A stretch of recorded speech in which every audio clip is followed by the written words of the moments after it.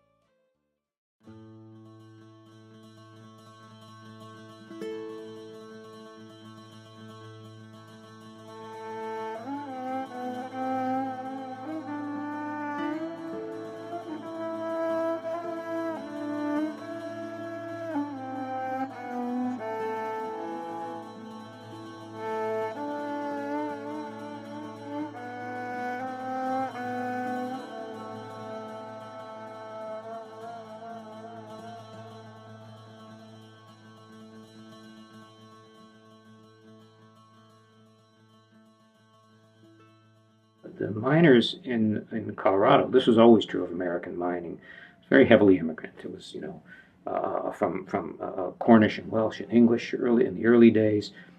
But then when we get to the new century, in the early 20th century, again in West Virginia and Colorado, for example, heavily Italian, Slavic, Greek, African American, Appalachian in West Virginia, some mountain people in Colorado.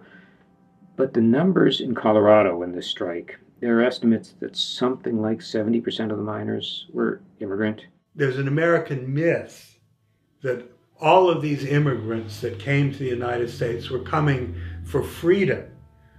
Well, possibly the Jewish immigrants who were fleeing the pogroms. Certainly many of them came to the United States for freedom, but most of the immigrants, the Greeks, the Italians, the Serbs, the Chinese, the Japanese, they came to make money. My grandparents came from Italy in 1909. They had looked in other countries for work, but the worldwide economic situation was so desperate that they traveled and searched before they found work in the mine. My grandfather would take anything by that time. Between 1891 and 1910, 183,000 Greeks came to the United States. Many of them came by paying a padrone, someone who said that they would find them work in the United States and would advance them the money for their steamship tickets, which they would have to pay off once they got to the United States. So before they even left Greece, they were already locked into a kind of economic system that was oppressive. And some of them working for padrones, shoeshine boys especially, were virtually held in slavery. My great-grandfather Ambrosio grew up in a little town called Castro de Volci, and he and his younger brother Giovanni came to New York in, I think, 1898, and they traveled back to Italy. Both of them got married, and great-grandpa returned to the United States in 1913, made his way to southern Colorado to get involved in the coal mining, which they were told was the greatest industry and had endless possibilities for an immigrant. Τα έργα κατασκευής του σιδηροδρόμου προς τη Δύση και τα ορυχεία στις μεσοδυτικές και δυτικές πολιτείες προσελκύουν χιλιάδες ανθρώπους, οι οποίοι φτάνουν στις Ηνωμένες Πολιτείες γνωρίζοντας ότι θα εργαστούν εκεί.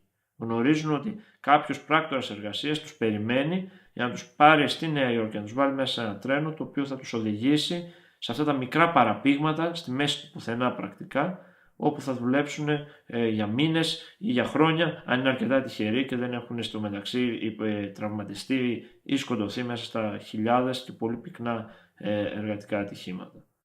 The labor agents, by and large, were not a very honest or very patriotic group of men. Often they'd give a man, and this happened to my grandfather in Colorado, they'd write a slip of paper. You report to the foreman of this railroad line in this part of Colorado. You give the labor agent your last dollar. You'd jump on a boxcar, go into the middle of Colorado. We have no job for you. And there you were with no money, not knowing really where you were, no work. And the labor agents, if they got you a job and kept you, you had to pay them a fee to keep your job, or they would have you fired. Immigration and people coming from Italy, a lot of those people who ended up mining and the families who came, most of them had been farmers. And it's interesting to analyze the job they took here. They didn't know how to do it. They didn't understand the economic system. They were thrust into it and sort of had to figure it out. It was a wrenching experience. They were leaving their homeland. They were leaving everything they knew. They were leaving their language. It's not in our history book, largely the history of immigrant workers in this country. The people who built the country are, by and large, unsung.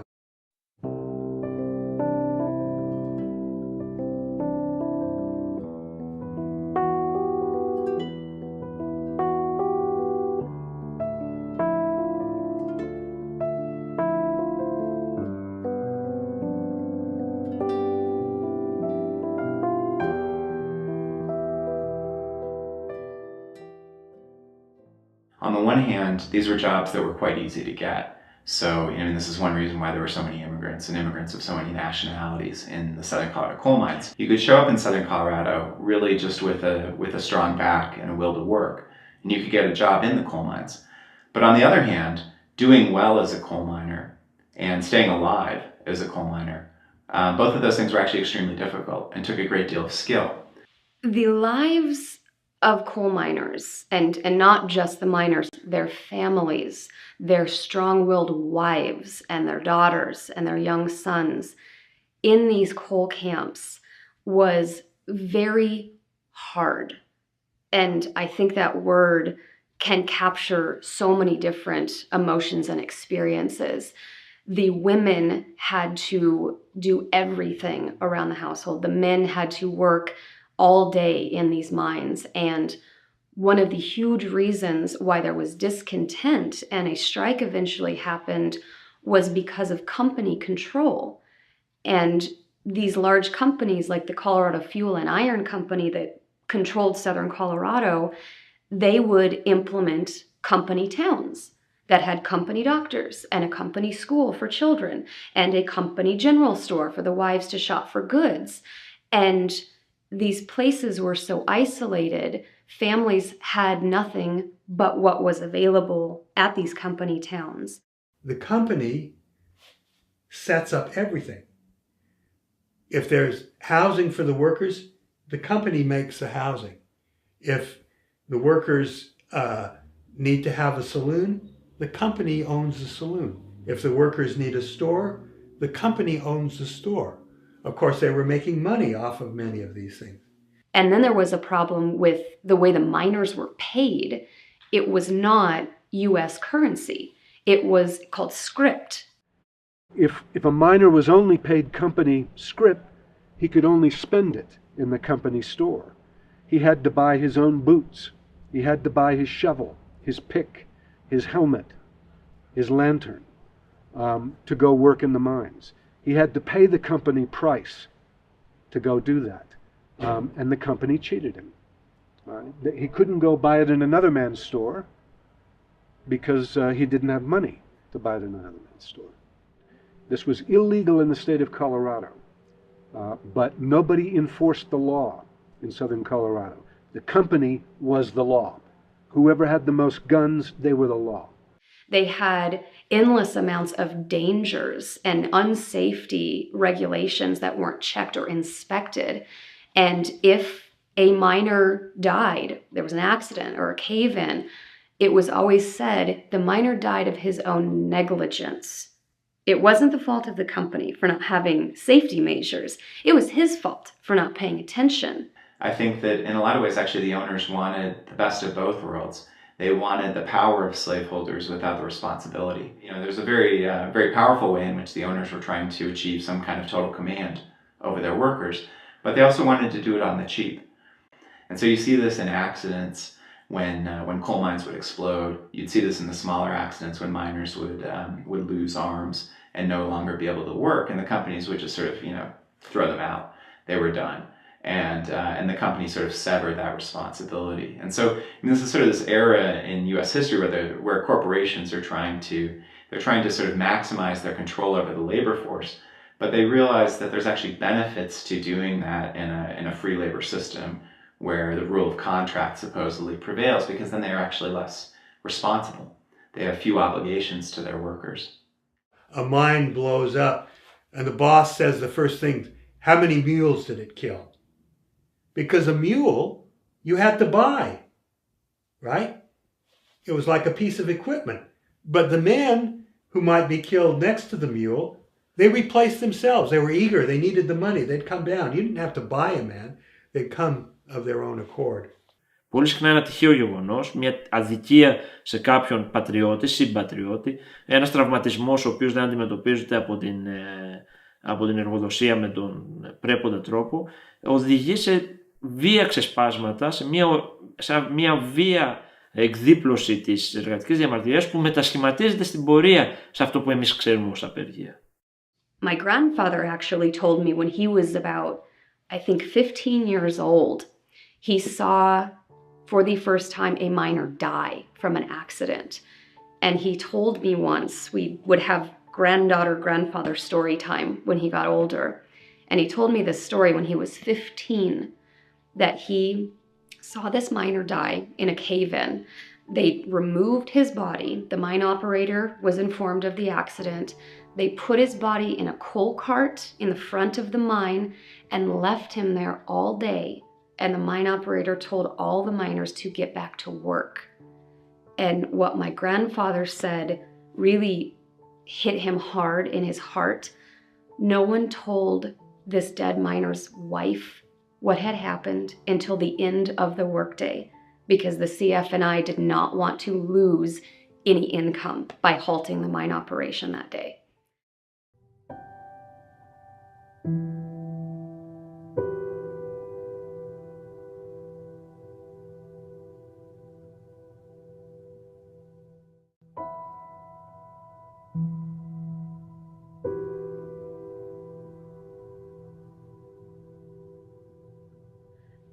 Immigrants that came from Southern and Eastern Europe, a lot of English-speaking immigrants and white Americans said they were dark, dirty, and inferior. And a lot of that had to do with their physical appearance, with dark eyes, dark hair, dark skin, and the fact they couldn't speak English. These people cast them in an inferior position. There was a lot of racism, there still is, but America had been involved in wars in Mexico and in the Philippine Islands, and there were a lot of Americans who did not like dark-skinned people, even if they were dark-skinned people from places like Italy or Mexico. And there were signs in train stations in towns like Pueblo that would say, "This waiting room for Americans only. No Mexicans, Italians, Greeks," etc., etc. So you see the kind of scene that would greet a new immigrant coming to America. You see how much outsiders they felt and how ostracized they felt from the culture at large. It's really interesting, the language they used to portray Greeks was actually very similar to the language that was used at the time to portray American Indians. So there was this language of savagery, that the Greeks were savage, they were bloodthirsty, they were primitive, they were driven entirely by emotion, they were hyper-masculinized. They viewed these men as fighters, as thugs, and really as kind of scum. It was really in a lot of ways a racialized depiction of the Greeks. The Ku Klux Klan, which of course was started after the Civil War to try and keep blacks in place, became very active after World War I and again. And their attitudes were that not only were blacks no good, but neither were Catholics, neither were Greeks, neither were Italians.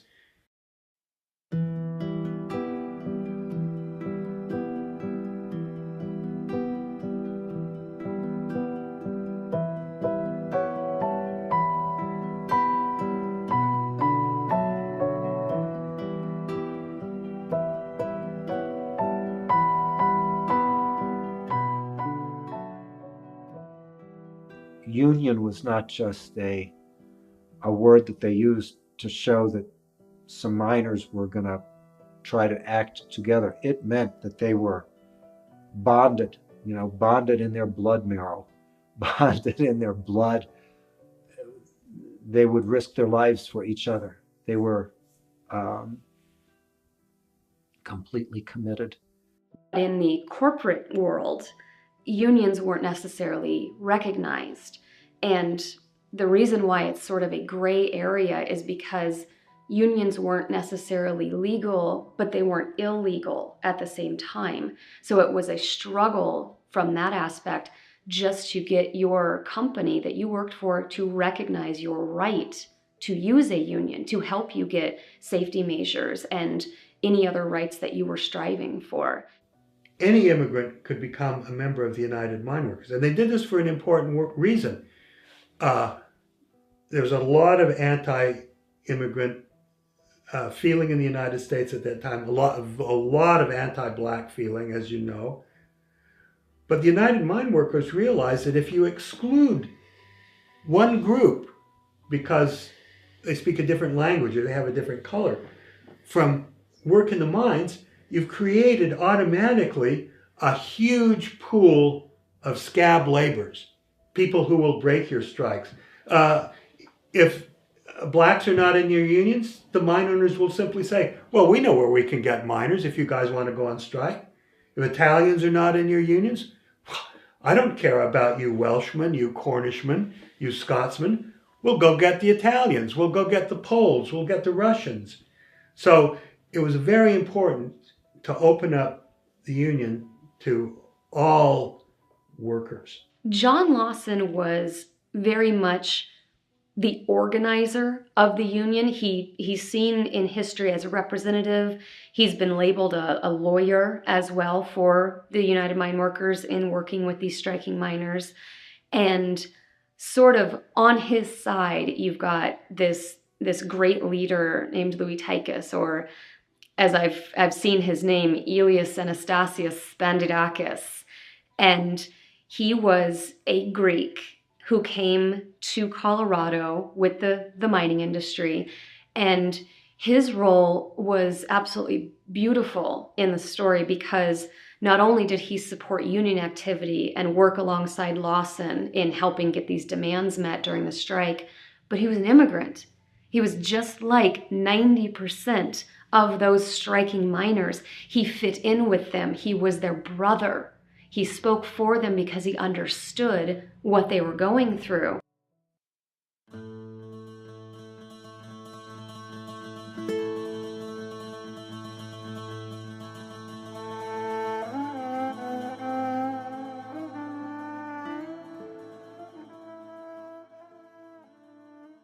We have this wonderful photograph of Lúi Tíkas, Ηλίας Spantidάκis, just before he left for the United States in 1906. Tikas was born March 13th, 1880, in a little village of Lútra in Crete, near Rethymnu. And this photograph is very significant if you look at it very carefully. You can see what Tikas really brought with him to the United States. He's wearing, the traditional Cretan vrakis, and the vest, and the little turban with the tassel. In his belt is a pistol, but if you look closely, it's a flintlock pistol. This is a pistol of the 18th century, and here he is at the beginning of the 19th century, coming to engage in an industrial war with a flintlock pistol. What did Tikas know about the industrial world? Οι Έλληνες μετανάστες όταν φτάνουν στο Ellis Island καταγράφονται από τις αμερικανικές μεταναστευτικές υπηρεσίες. Και μέσα σε αυτή την καταγραφή, μία από τις βασικές ερωτήσεις είναι πού σκοπεύετε να πάτε, ποιος είναι ο σύνδεσμός σας, ποιος είναι ο άνθρωπος που σας περιμένει στις Ηνωμένες Πολιτείες. Και εκεί βλέπει κανείς μέσα από τις απαντήσεις μια εντυπωσιακή γεωγραφική διασπορά. Δηλαδή, οι άνθρωποι φτάνουν τώρα από την Πελοπόννησο στο Ellis Island και δηλώνουν ως τελικό προορισμό ένα μικρό απόμερο σημείο μέσα στο Κολοράντο ή στο Ντένβερ ή σε όλες αυτές τις βιομηχανικές πολιτείες, τις οποίες ποτέ δεν γνωρίζανε, αλλά κάποιος τους έχει πει ότι εκεί κάποιος θα τους περιμένει, ένας συγχωρογεννός πολύ συχνά ή κάποιος από τους πράκτορες εργασίας που δραστηριοποιούνται στην Ελλάδα. Η ιστορία του Τίκα και η άφιξη του Τίκα στις ΗΠΑ εγγράφεται σε αυτό το γενικό παράδειγμα. Είναι ένας άνθρωπος ο οποίος ξέρει με έναν τρόπο ότι όταν φτάσει θα κατεβεί στη Νέα Υόρκη και σιγά σιγά θα πορευτεί μέσα στο βάθος αυτής της αχανούς αμερικανικής υπήρου. Lúi Tíkas had a little coffee house in Denver, Colorado, 1746 Market Street. This is really where we first see what he's doing, how he's making a living. People remembered that coffee house that I talked to. Oh, you'd go in there, you'd play some cards, you'd have a little ice cream, you'd have soda pop. Denver was dry in those days, and so if you had anything else, it was, hidden behind the counter. but Tikas was a kafedges. And I think it's really important to imagine why the kafedges was so important, because this was the clubhouse of the Greeks. This is where letters would be sent. This is where someone like Lúi Tíkas, who maybe caught on a little quicker, maybe learned English a little faster, maybe had more understanding of American laws, would go to help you negotiate your life in the United States. People would go to Lewis for all kinds of things. The immigrant Greeks, for example, would ask him to translate something from Greek to English or from English to Greek. People would go to him and ask him for help with every kind of everyday problem, and Lewis always had time for that. One of the old-timers I interviewed, actually Lúi Tíkas wrote his love letters. He had a little love flirtation with an American waitress in the restaurant that he worked in. And so he would tell Tikas what to write to this young woman, and Louis would write it down. And then the letters would come back and he'd translate them. But more important were reading the letters from home, or maybe getting you out of trouble. Now, the Greeks in those days, they didn't understand some of these American laws. Who are these people that say you can't play cards on Sunday, or can't have a little drink of wine, when you wanted it? Or what business is it of theirs if two men get in a fight, in the cafeteria, suddenly the police have to come? So Louis was always trying to make things a little smoother for the Greeks. And at this point, his life changes radically, and we don't know exactly how this happened. But there was, in 1912, a coal mine strike going on in northern Colorado. In these mines that were on strike, they find a bunch of Greeks who are willing to go down into the mines and work. But they were kept in virtual slavery in those mines. They couldn't leave, they couldn't get out. Nobody knew what to do. Now, was Lúi Tíkas looking for an opportunity to make a little money and went up and became a scab? That may be true. Or did somehow he get a message from these Greeks? Louis, we don't know what to do. We're kept here like slaves. They're not paying us. How do we come and help us? At any rate, we find Lúi Tíkas up in those mines, working underground, and in a very few days, he leads all of the Greek miners out of the mine and into the offices of the United Mine Workers Association, and they all become union men. And Lúi Tíkas becomes a translator for the Greeks and a union organizer. When he arrived in southern Colorado, he was a huge voice to be reckoned with on the side of the union, advocating for these changes. Lúi Tíkas, appeared to have quite broad influence in the Ludlow tent colony, and this was an incredibly diverse set of people. You had, in the order of 1,200 people living in the tent colony, drawn from more than a dozen nationalities, and it seems like Louis was an important. It was important to kind of the social cohesion of the colony. Ο Λούης Τίκας, και θα πρέπει να σκεφτούμε τους αντίστοιχους Τίκες μέσα στις υπόλοιπες κοινότητες, είναι αυτό ακριβώς η προσωπικότητα η οποία αναδεικνύεται μέσα από τη μεταναστευτική διαμαρτυρία. Και αν δει κανείς στο Λάντλοου και σε άλλες περιπτώσεις, το μοντέλο οργάνωσης της απεργίας είναι μέσα από τη δημιουργία μιας πολυεθνοτικής επιτροπής, στην οποία εκπροσωπούνται οι διαφορετικές κοινότητες των μεταναστών και στις οποίες θα χρειαστεί ένας εκπρόσωπος για να μεταφέρει τις αποφάσεις, για να υπάρχει μια διαρκής επικοινωνία μεταξύ των απεργών πλέον και του συντονιστικού τους οργάνου.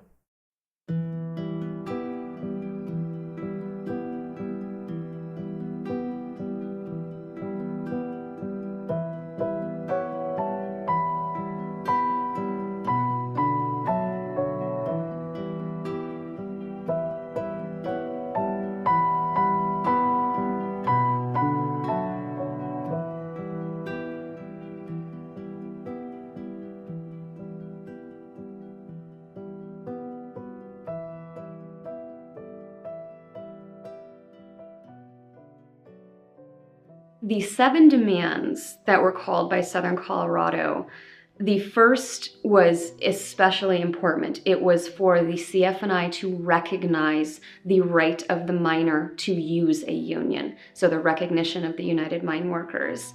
The second right was they wanted to have appropriate wages implemented depending on a miner's job. If their job was something, for an example, just regular coal miner, a pick miner, you would have someone else who would be in charge of taking the coal in and out of the mine with the mules.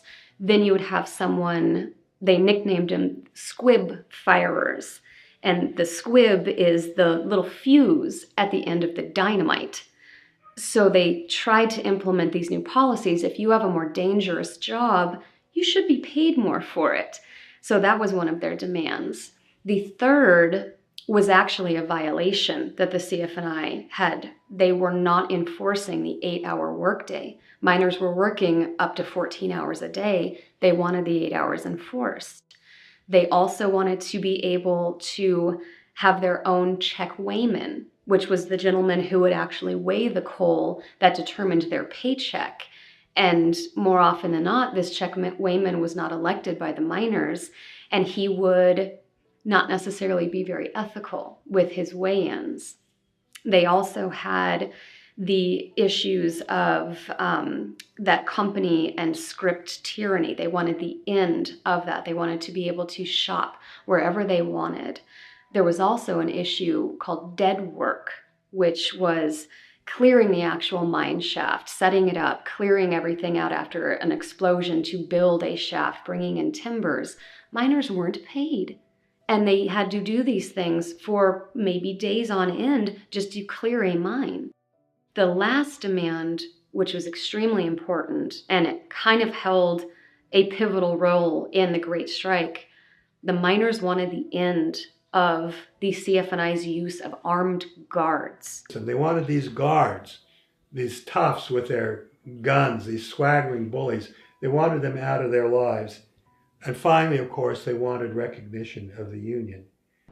The union, the United Mine Workers, wanted to gain a foothold in southern Colorado. So they were willing to fight for it. And they were willing to organize. They had tried to strike around 1903, 1905, and that strike had failed. This was their big new effort. And the great man John Lawson was commanding the strike. And Mother Jones was riding the train down to Trinidad to rile them up, say, fight for your rights, boys, you know. And she was a strong, tough Irish granny, and she would shame the men into going, you know, to fight for their own rights. So the union was able to, at this point, to organize and get enough people to go out on strike. And something like 11,000, 12,000 people went out on strike in September 1913. 1,200 at the Ludlow camp alone, but there were many camps in southern Colorado. Under all of this, they wanted to be treated as full human beings, you know? If you think of all of these demands, what does it mean? It means that you're a human being, that you have a right to this. Η ευρύτερη διεκδίκηση στο Κολοράντο αλλά και σε όλα τα εργοτάξια εκείνης της περίοδου δεν είναι απλώς το ημερομίσθιο και η κατοχύρωση των δικαιωμάτων, είναι η κατοχύρωση της θέσης των μεταναστών μέσα στην αμερικανική κοινωνία. Είναι μια δυναμική διεκδίκηση για κοινωνική και πολιτική ισότητα. These demands were ushered in on September 23rd, 1913 by a representative called John Lawson from the United Mine Workers. And immediately, once he listed his demands for the miners, they were rejected. And a strike was called that day. So September 23rd, 1913, the strike began.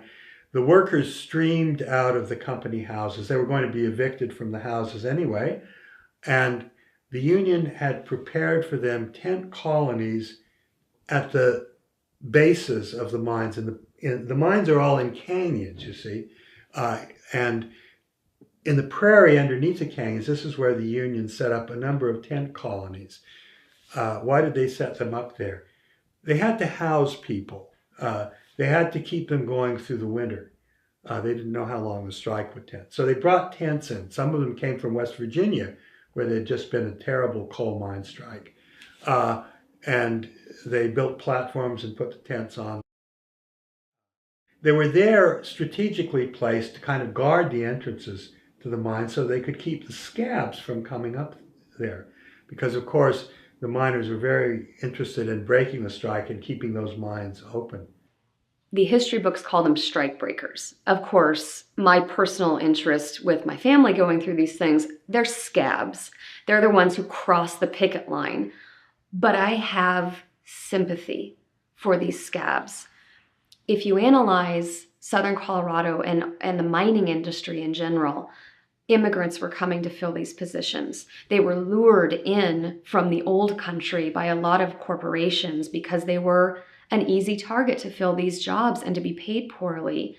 And I feel like when strikes were called, like the Great Strike in 1913, anyone who filled the jobs of these strikers were probably the same immigrants who were being lured in by the corporations for these jobs that they were told were marvelous and a huge opportunity.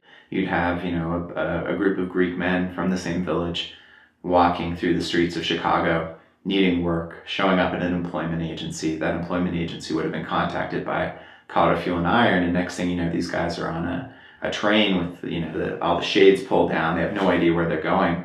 And they get off the train and, they feel the train being pelted by, rotten tomatoes and so forth outside the Ludlow tent colony. And so they might be sort of, dumped in Colorado to deal with the consequences. There's a story I just learned in Colorado about Louis Tikas jumping on a train coming in to the mining area with a bunch of Greeks on it. He jumped onto the train. He came to them and he says, "What are you Greeks doing here? You're trying to break the strike of fellow Greeks. You're trying to take the bread out of your mouth. Get off of this train right now. You should be ashamed of that. And if you don't get off, we'll kill you." And so he encouraged these Greeks to get off of the train, and some of them became union members. But that was their idea, to picket, to keep scabs from getting up to the mines, to try and turn them around. So the biggest tent colony was at Ludlow. And there are about 200 tents in the Ludlow plain. As many as 1,000 people were there. 500 men, 300, 400 women, and the rest children.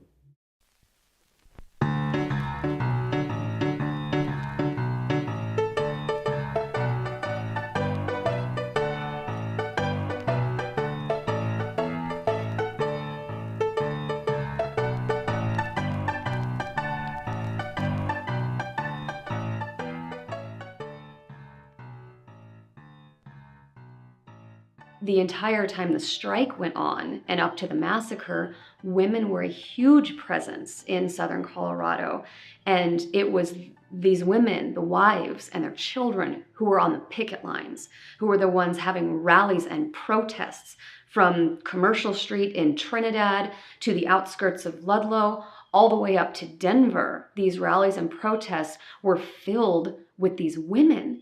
And it was a brand new time for women to expose their voice, trying to campaign for something that not only would benefit their own rights, but the rights of someone else who was viewed in that inferior way.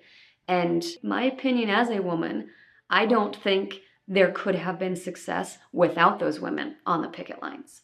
You got $3 a week strike benefits plus 50 cents for each child. That's not very much, even in those days, to feed yourself, to feed a family.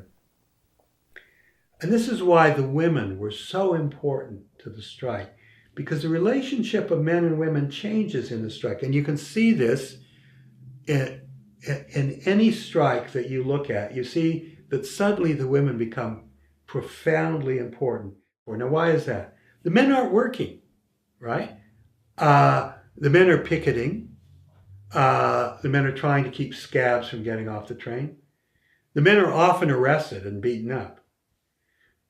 When they can't picket, who pickets? It's the women. But most important is now the economics of the strike, because it's up to the women to keep a family together during that strike, to figure out How are we going to feed these children? How are we going to get clothes? How are we going to mend and patch?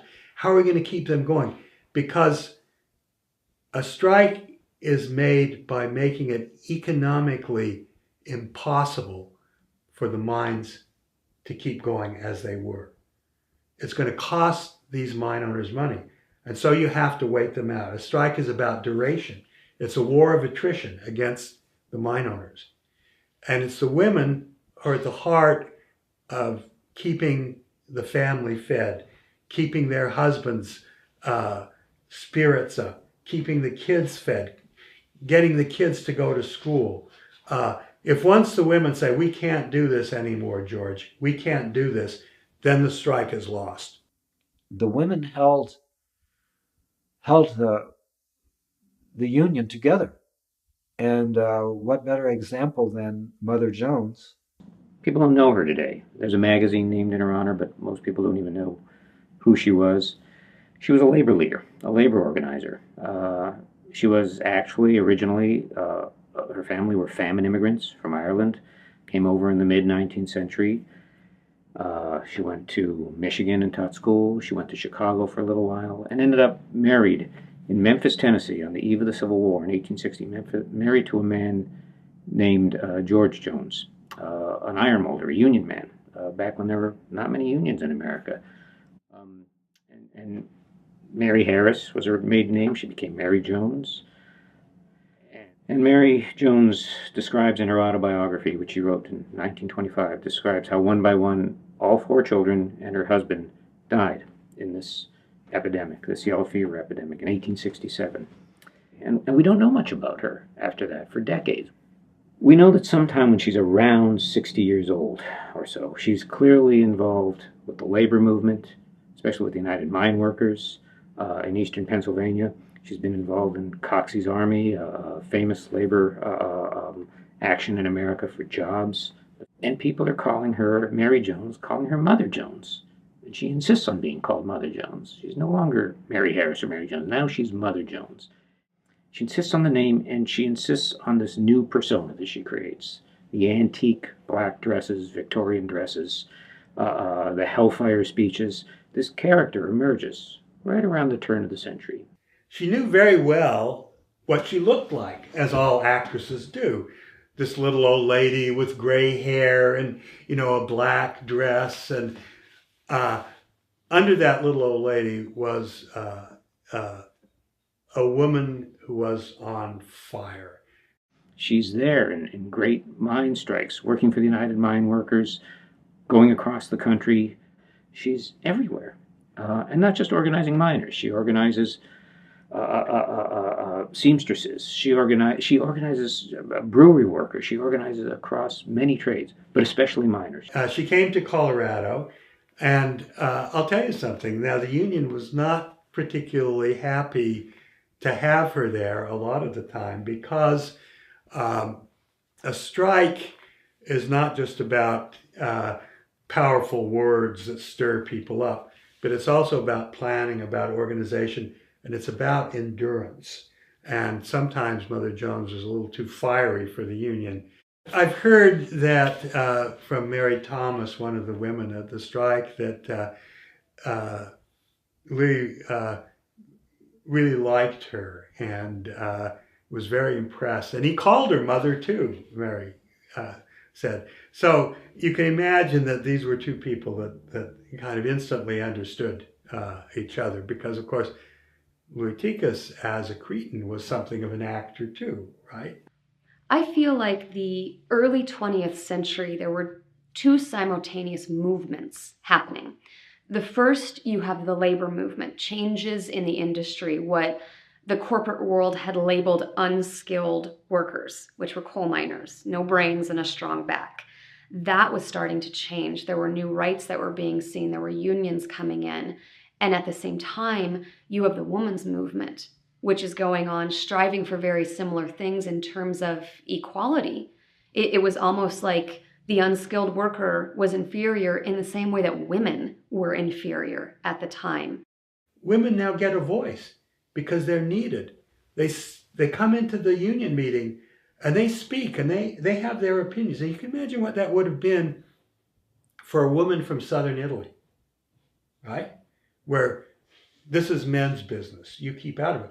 But now they need the women to help organize, to keep the men going, to keep the other women organized, to keep the food coming. And so the women have opinions. You're not going to learn about democracy in the closed camps of the Colorado Fuel and Iron Company with their guards and their thugs, where the company controls anything. If you learn about democracy, it's going to be in the union hall. Unions had an incredibly important role in democratizing new immigrants.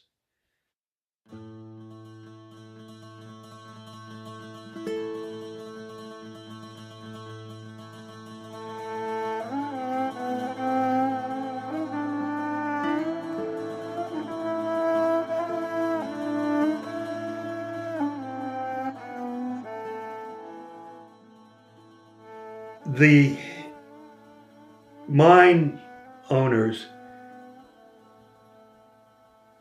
employed mine guards to harass the strikers and their families, to make them live in fear. One of the things that they did is they went to the Colorado Fuel and Iron Company, owned by the Rockefeller interests in Pueblo, and they took an old touring car and they put sheet metal around it. And they made an armored car, and the miners called it the Death Special. The front of that armored car, they had a big spotlight. In the back, they had a machine gun. They would drive through these tent colonies at night, shining that spotlight through the walls of those thin tents. And you realized that at the other end of that car was a machine gun. How is a thin wall of a tent going to keep machine gun bullets from coming through? Constantly, they were harassing the miners. The CF and I were very prone to using a group called the Baldwin-Felts Detectives. And they were nothing more than vigilante hired thugs. And they would come in and violence would often erupt between strikers and new workers that these thugs were sort of trying to protect. Now, the National Guard was called out by the governor of the state, presumably to keep the peace between the strikers and the guards that the mine owners had hired. But in fact, it became a place where mine guards could find employment. And so the National Guard became a way of having the citizens of Colorado fund the harassment of the striking miners. They were not neutral. There were very, very bad guys in the National Guard, but there were also some people who were not so bad. So I'll tell you how it worked a little bit. In October 1913, there was a big shootout that started in Walsenburg and made its way down to Ludlow, and many people were killed. The governor of the state of Colorado, as has happened many times since, as happened in the time of John F. Kennedy and the time of Lyndon Johnson, the governor called out the National Guard to stop the violence. The National Guard units who went down to Trinidad were under the command of a man named General John Chase. And he really didn't like immigrants and he didn't like the miners. And he was very much on the side of the company. Winter came. It was a horrible winter in Colorado. Snowfall. While this was going on, men were thrown in jail, Lúi Tíka among them, in the freezing jail in Trinidad. He and other men were in jail for 2 weeks. Now, what happened was there were many instances of violence between October 1913 and, say, February, March 1914. So many instances of violence that there were congressional hearings. The federal government was holding congressional hearings about violence in southern Colorado. This was front page news in the New York Times. Senators and congressmen were involved in this discussion. The president, Woodrow Wilson, knew everything that was going on in southern Colorado. When the hearings took place, it was decided that the National Guard should be disbanded, but that 2 companies of National Guard would stay in the Ludlow, Trinidad area. These were the people who had kept Mother Jones imprisoned under guard, And one company in particular, Company B, under the command of Karl Linderfelt, a notorious character, is said to have been made up of very tough mercenaries. Sometimes men who had fought in the Philippines and had racist feelings. The Philippines War was a little bit like our Vietnam War later. Sometimes people who had fought in Mexico and who really hated immigrants. And Linderfelt hated Louis Tikas. There's a lot of evidence for that. They hated each other. Something bad was bound to happen.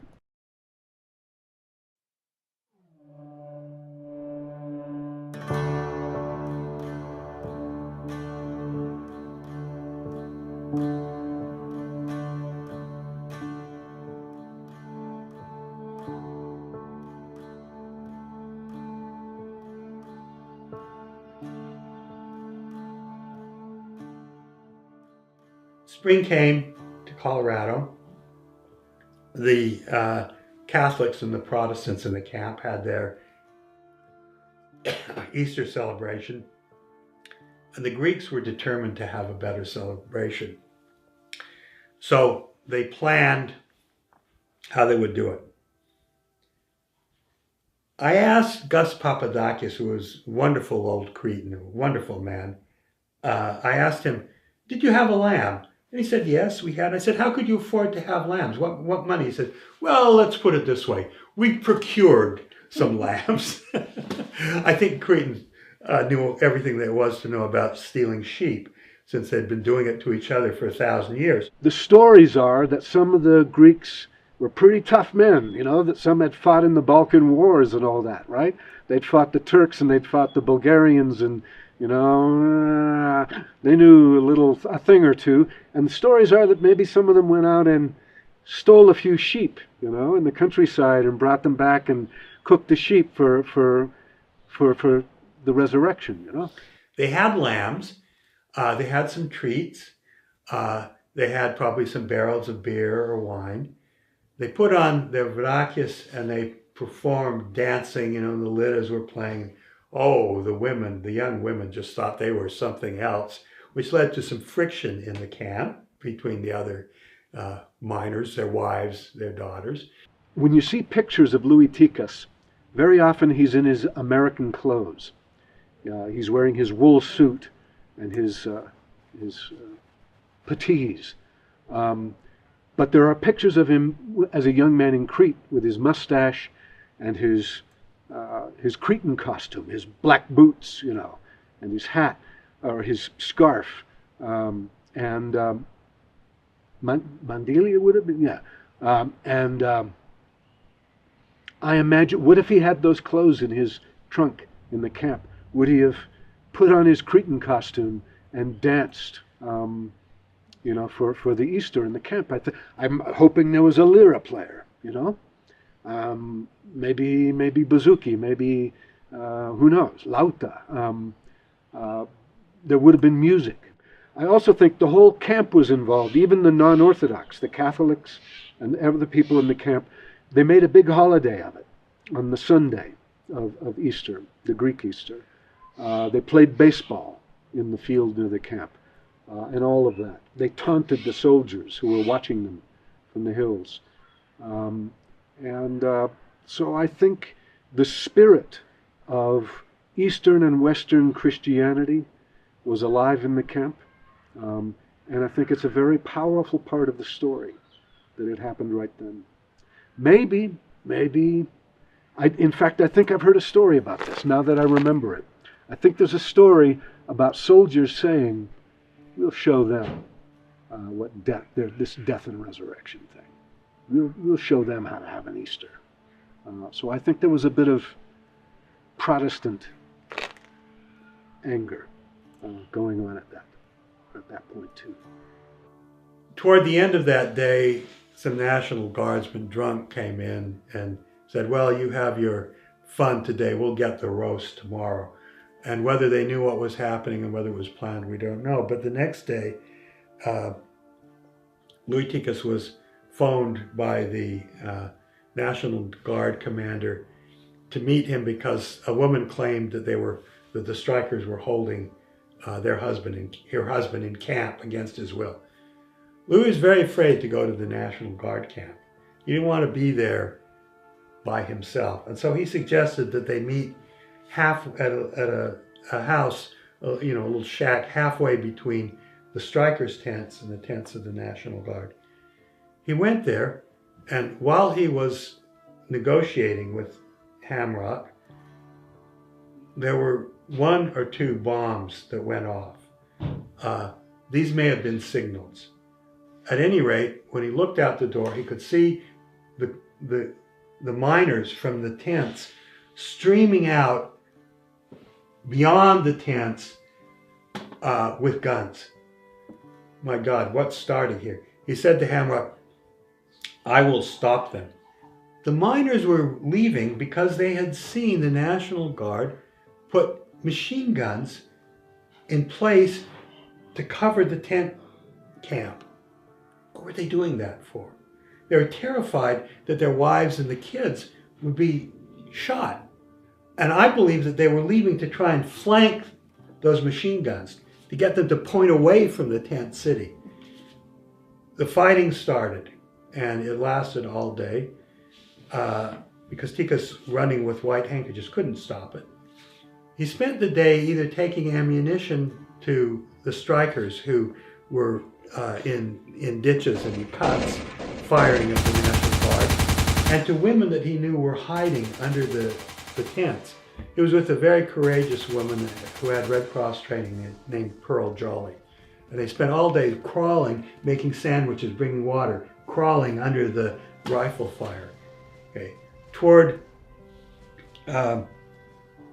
dusk, the tents caught on fire. The National Guards claim a stove must have overturned.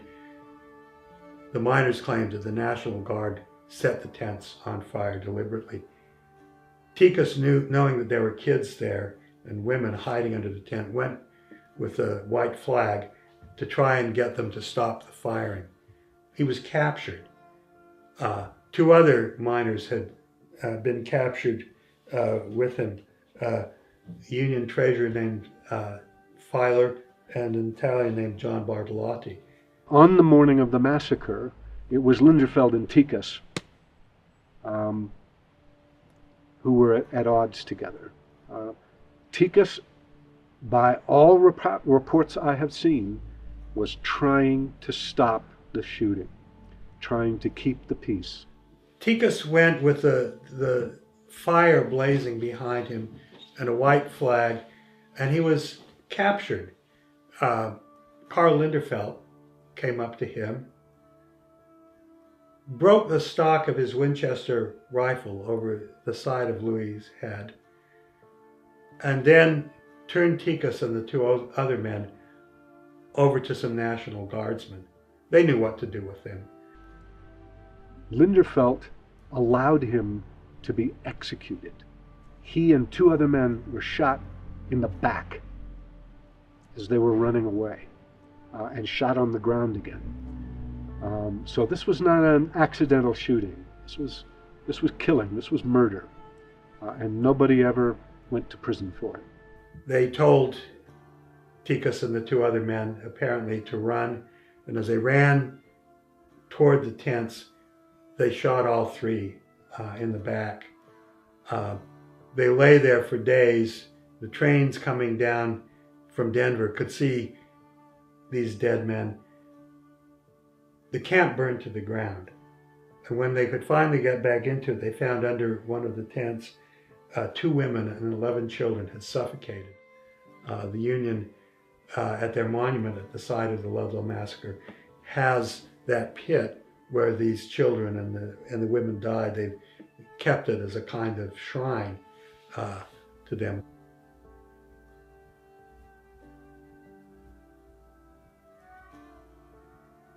The children and the women and other people were buried, and a few days later, April 27, 1914, Lúi Tíka was buried in Trinidad, Colorado. There's a very long street in Trinidad called Commercial, and the photographs show this procession for his funeral from the church all the way out to the Masonic cemetery, which is miles. And man after man after man in these photographs, donned in black suits and black hats, are walking in mile-long processions for Lúi Tíka. Imagine that. The great cultural death and resurrection, the great tragic scene of the Orthodox faith happens in this tragic story of America, a death and resurrection. Lúi Tíkas is dead and he's alive, right? Zike Vasilevi, in a way, you know, I mean, because we remember him, αιώνα, and we remember his story. So there's a way in which the Paschal story and the political story come together, right? I'm not saying Lúi Tíkas was Jesus Christ. He was a man, you know, an ordinary man.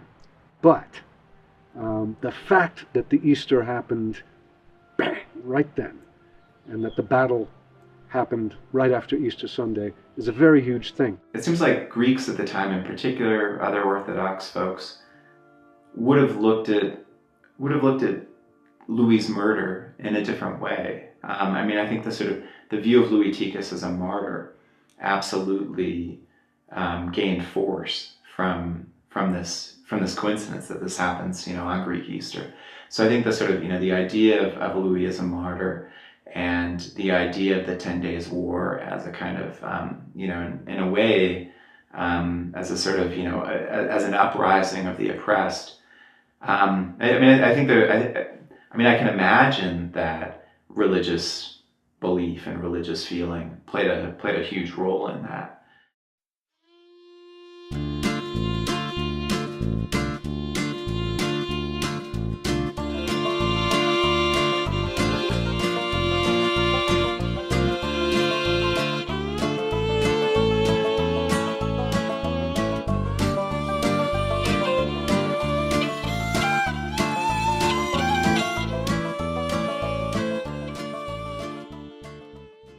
The miners in Colorado were enraged. They drilled, they got together their guns, they marched, and for 10 days Colorado was in a state of warfare.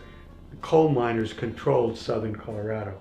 They wore red neckerchiefs around their necks so that people could know that they were the miners. This lasted for 10 days, shooting, dynamiting, trying to destroy the infrastructure of the mines. They did some horrible things, the miners did in their rampage. They burned down a shack where Japanese scabs were hiding and killed all of them. They burned down a stable and killed the mules. These mules won't scab today, they said. Αυτό το ανεξέλεγκτο δεν σχετίζεται με ένα πολιτικό σχέδιο το οποίο προκρίνει το ανεξέλεγκτο, σχετίζεται με τις ίδιες τις συνθήκες παραγωγής οι οποίες είναι ανεξέλεγκτες, από την ίδια την αίσθηση ότι εδώ σε αυτόν τον τόπο δεν υπάρχει κανένας νόμος εκτός από τον νόμο της εργοδοσίας και ο μόνος τρόπος να αντιμετωπιστεί ο νόμος της εργοδοσίας είναι η βία ρήξη. This is a moment. This is a moment of real industrial war. It genuinely is, and in some ways the wonder is that it wasn't more bloody than it was. People were genuinely enraged when the tents are burned at Ludlow, and then the women and children are found. The women and children of my families are found underneath the tents, who were asphyxiated by they had gone underground to avoid the bullets, and then they're asphyxiated. The outrage, and not just in Colorado, not just in the mining country, the outrage was palpable. It was really very, very deep. And that's one of those moments where you really could feel the possibility of industrial warfare expanding far beyond Colorado. It didn't happen, but you felt like it could have.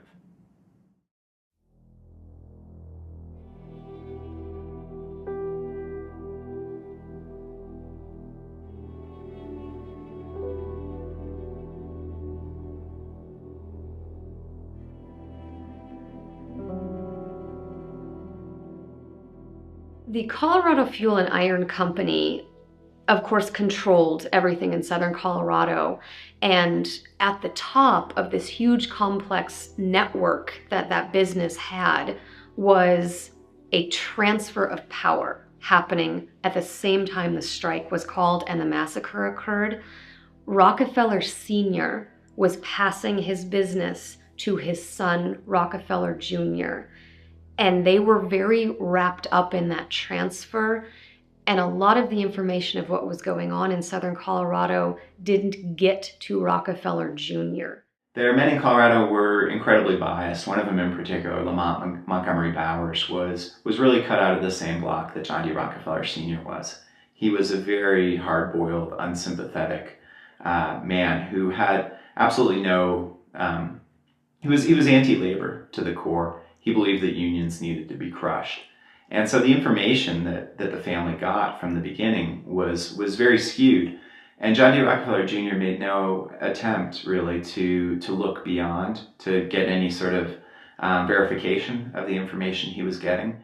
When he was aware of everything that happened and after the massacre, Rockefeller Jr. did something very different than his father. He came to southern Colorado. He looked at what happened. He asked why, and he tried to change things over time. I think one of the important questions is how sincere the change was and how important Ludlow actually was in the change. So in some ways, this is a sort of story that the family tells looking backwards. When you look at Rockefeller, when you look at the Rockefeller family's conduct during the strike, it was objectionable from beginning to end, really, in my view. The Rockefeller family were distant. They were in New York. John D. Rockefeller Jr. did not come out here to see the scene until after the Ludlow massacre. I have very mixed feelings. What he did was to let other people do his dirty work for him, and then to pretend that his hands were clean. He wanted to insist in front of Congress that these things had not happened. And the lawyers for the union in front of Congress angrily put the evidence in front of him and said, look at this, look at these photographs, look at these dead children, look at these dead bodies. And Rockefeller was apparently shocked by these things. But, who's responsible? He hired the men who did this. What is his role in this? I don't think there's any way whatsoever that the Rockefeller family, ordered a hit on Louis Tikas. It's more possible that the Colorado Fuel and Iron Company executives in Colorado might have done such a thing. In my opinion, Lieutenant Linderfelt killed Tikas in cold blood. I don't necessarily think it was any kind of order from superiors. I feel like it was a rash decision in that moment. And to support that, you have the trial that happened afterwards. Linderfelt was accused of manslaughter of Louis Tikas, and his own men testified against him. Now, if it was a plan, if it was an order, they wouldn't have done that. He would have just been following what was expected of him as the lieutenant. But the fact that they'd had this disagreement over the months leading up to it, I feel like it definitely became the villain versus the hero. And the hero lost in that instance and became the martyr, even though Linderfelt did get found guilty of manslaughter and he was kicked out of the militia. In a lot of ways, I think things would have gone better if John D. Rockefeller Jr. had come out to Colorado earlier, and if he had taken a more personal role in the strike at an earlier point. He seemed to be a reasonable person, more or less good human being. In a way, he was an ideologue. And it reminds me of the right wing in America now. They think they are being virtuous.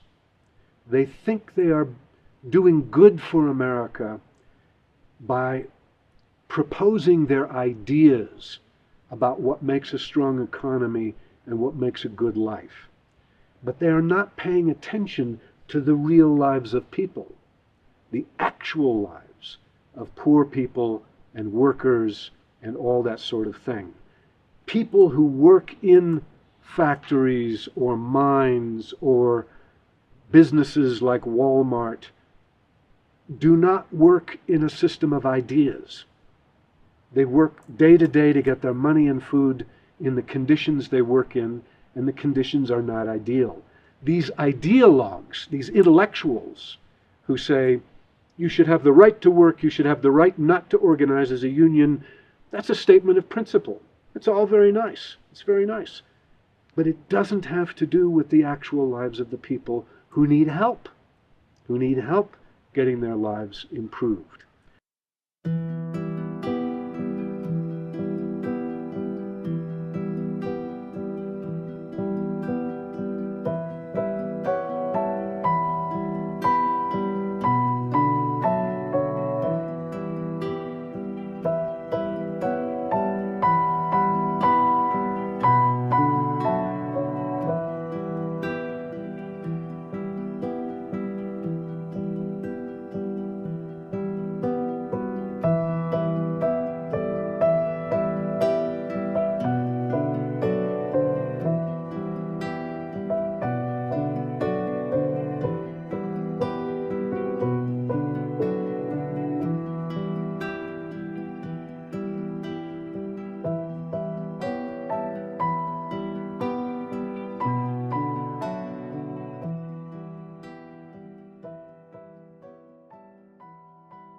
This was a horrible defeat, ultimately, for the labor movement in Colorado.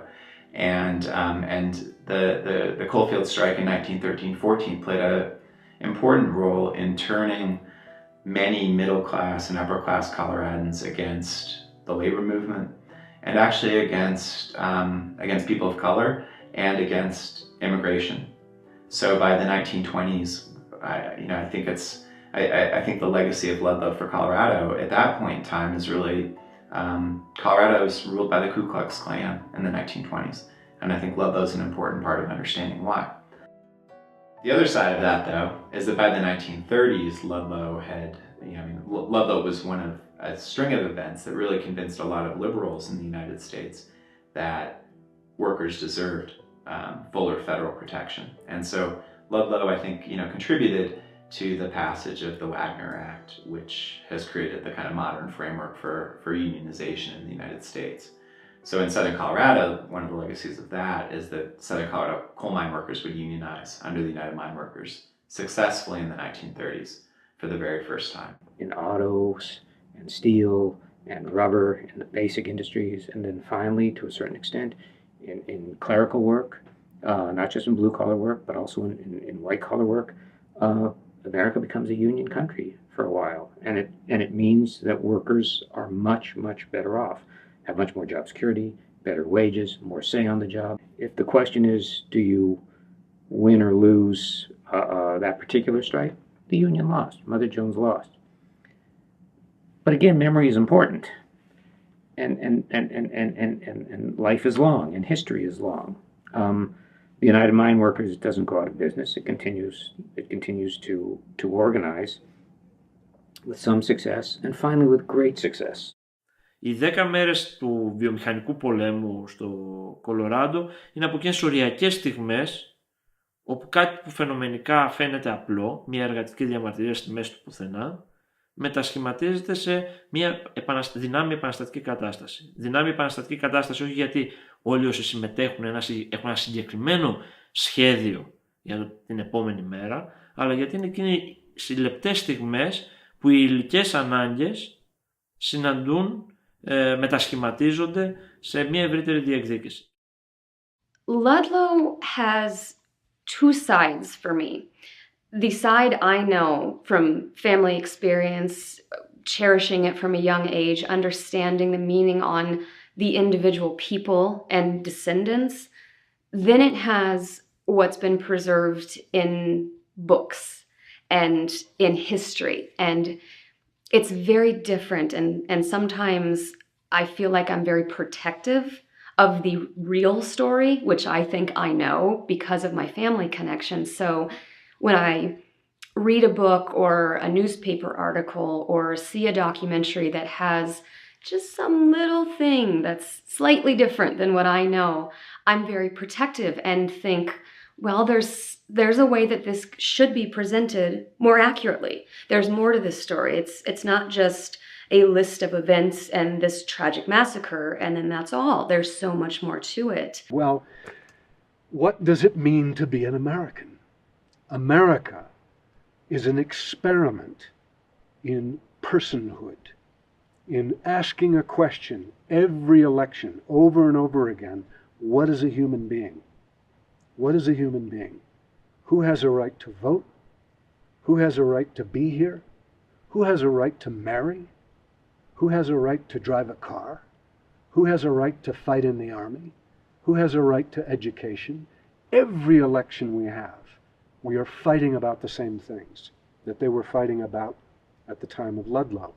So by telling this story, set in 1913, 1914, with a little bit after and a little bit before, I can really talk about what it means to be a human being and what it means to feel that you maybe don't have a right to exist in this world, and that you need to discover your own right to exist in this world, your own right to just be here, and the way many people in this country tell you you don't have a right to exist, you don't have a right to be, and the way Americans have had to refight that war over and over and over again.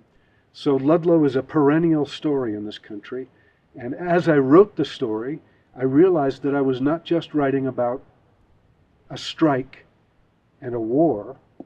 I was writing about storytelling itself, and how when we tell stories, we discover where we are in the world. We locate ourselves in the world. I believe that the people who do have connections, whether because they live in southern Colorado now in the old mining communities, or because perhaps they had relatives who lived there, I think that there's a sense of connectedness among them, and connected with each other, and also connected with the previous generations.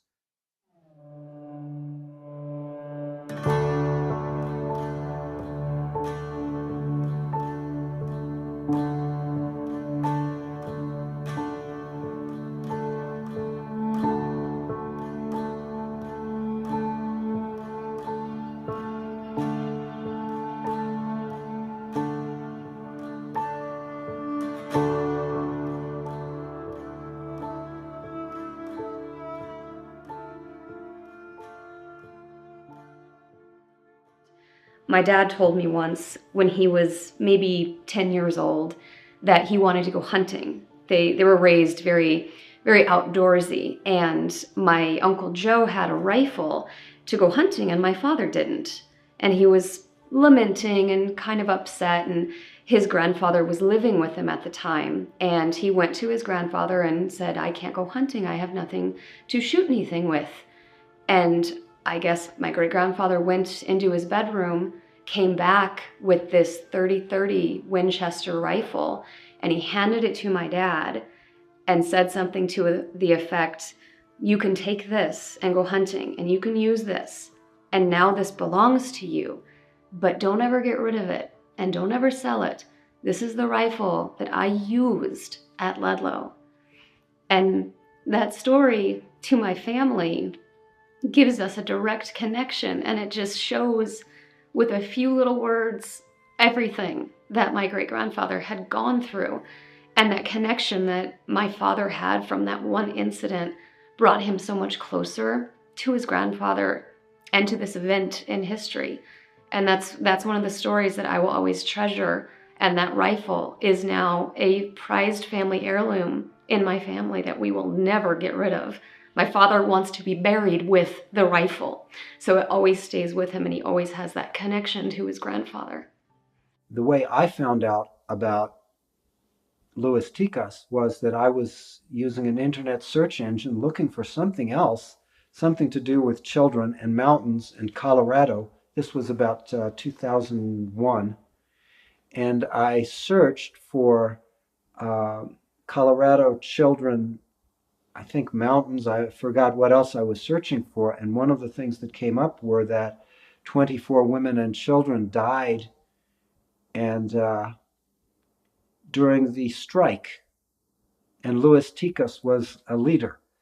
Well, I knew that my grandfather had been involved in the strike, and that when my grandmother was going into labor, Walsenburg was unsafe, and she had to walk from Walsenburg all the way to Trinidad. And when she got to Trinidad, she gave birth to her second child, my father. And he was named Louis. I had asked my father before he died why they named him Louis, because I didn't know that we had a relative Louis. And he said he was named after a friend of his father who had died during the strike. And now, reading the result of my search, the light came on, and I said, my father was named after this guy. And I started reading about Lúis Tíkas, and that would make sense. He was a labor leader, a union organizer, and my father had told me that his father knew this Louis, and Louis was his best friend. And Louis was the guy you go to who would always help everybody. He has the Pαλληκάρι, the Levendis aspect to him, but he's also a very sensitive man. And maybe Louis was a little bit tougher than that, as some people say. But I fell in love with the problem he had. He had to try to make himself belong here. And his role in the strike was his effort to assert his right to be here. They made him a leader in the camp, but it was a problematic situation for him. And he became an American citizen early in 1914, and 4 months later, Americans shot him in the back, executed him. What does that mean about my country? That we kill our own people like that, that we execute our own people. After all, he was only trying to keep the peace. He was only trying to help. After I had read about Lúis Tíkas and learned how he lived and how he died, I decided that I would visit his grave in Trinidad. I found his grave and I said, I really need to get some flowers. I drove into Trinidad, bought some flowers, and I found a liquor store. I bought some alcoholic adult beverage from Greece, and I said, I want to give this to Louis to thank him. So I went back to the cemetery and I poured some on his grave and talked to him. And I noticed around his grave, the other graves had markers that were not in English. Some of them were Oriental, probably Japanese. Some were apparently Ukrainian. When I realized that they had been buried in 1914 or 1915, around the same time as Louis, so these were probably immigrant coal miners. And if Louis were here today, I know he would say to me, give them some wine too. Share this, everybody gets a little sip. And I made sure that every grave around his got a little sip. And when I go back to his grave to this day, I visit 2 or 3 times a year. I make sure that every grave around his, it could be a coal miner's, gets a little sip of some Greek wine. Where he is buried now, he's got a very simple headstone. It's flush with the ground. It's very simple and it's very beautiful. And every time I've been there, I've seen more often than not a red bandana somewhere near his headstone. Sometimes I've seen one kind of tied in a bow laying on his headstone. Sometimes I've seen one in a small tree that's close to his grave. And it warms my heart because it's 100 years later and somebody understands the significance of the red bandana, the miner's uniform, they called it. Someone else understands the significance of Tikas. Even in death, his legacy continues to be acknowledged and appreciated. And it's beautiful to see that recognition, and that even if it's just one person, they understand what all of that means.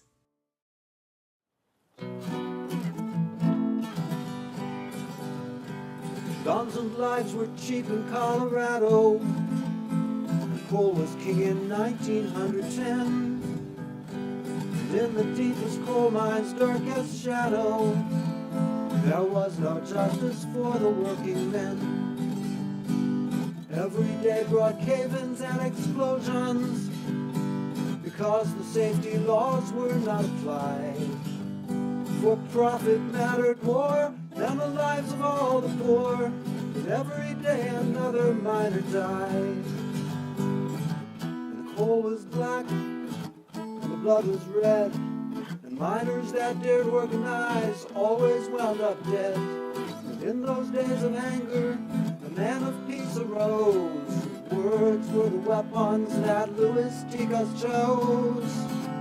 In Walsenburg, in Ludlow, and in Sopris, and 30 other towns they joined the cause. Lewis brought them hope when all was hopeless, and he said the owner must obey the laws.